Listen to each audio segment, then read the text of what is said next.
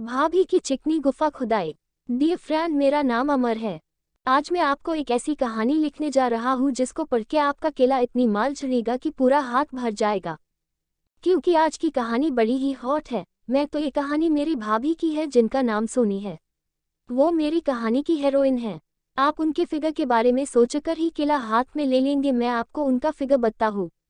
वो नहीं ज्यादा पतली है और न ही ज्यादा मोटी, पर एक चीज उनकी जरूर मोटी है।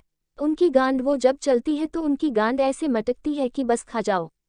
उनका फिगर 3-4-2-6-2-6 है। गोरी और होठ गुलाबी है, देखते ही लगता है कि चूसते ही रहे। तो दोस्तों, अब आते हैं कहानी की तरफ। मेरी भाभी की शादी को बस 5 साल हुए हैं।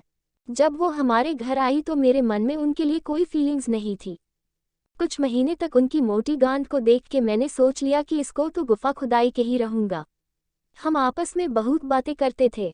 वो मुझसे पूछा करती थी कि मेरी कोई लड़की मित्र है क्या। मैं बोलता था कि आप जैसी कोई मिली ही नहीं। मैं रोज उनके नाम की मूठ मारा करता था।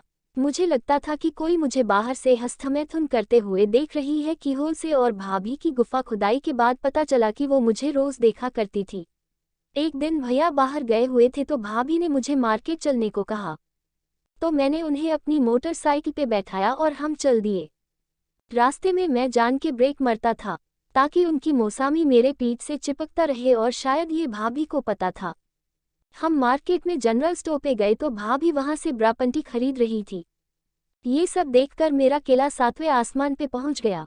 वापस आते हुए बारिश हो गई और हम दोनों भीग गए। भाभी की सारे पूरी भीग गई और उनके नाभि और ब्रा का पोजीशन साफ साफ झलक रहे थे। भाभी को ठंड लगने लगी तो मैंने कहा कि आप मुझसे जोर से पकड़ लो। उनकी बॉडी फील करके मुझे बहुत जोश चढ़ रहा था। हम घर पहुंचे तो मैं उनके साथ रूम में चला गया। बाथरूम बिजी था तो भाभी ने मुझे आंखें बंद करने के लिए कहा जिससे वो चेंज कर सके।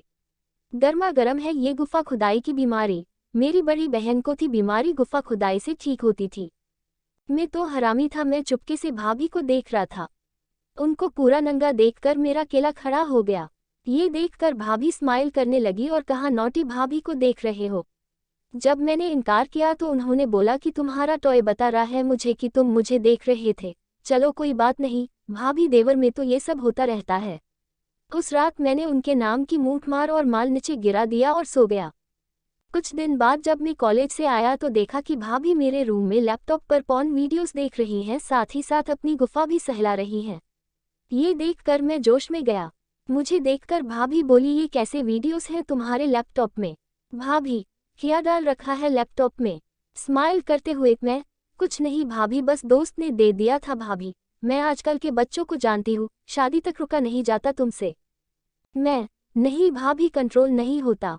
भाभी, ये सब छोड़ो और पढ़ाई में मन लगाओ। ये कह के भाभी चली गई। उसी दिन भैया मेरे पास आए। मैंने सोचा कि भाभी ने उन्हें सब बता दिया है। भैया ने मुझे कहा कि आज उन्हें अर्जेंटली मीटिंग में जाना है मुंबई, तो मैं रात को भाभी के साथ सो को, क्योंकि उन्हें रात को डर लगता है। मैंने कहा, ओक। मेरे मौन में तो लड्डू फूट रहे थे। मैंने सोच लिया कि आज सेक्स का मजा लेकर ही रहूंगा, और जो रोज रोज मूठ मार के नीचे गिरता था आज भाभी की गुफा में ही गिराऊंगा।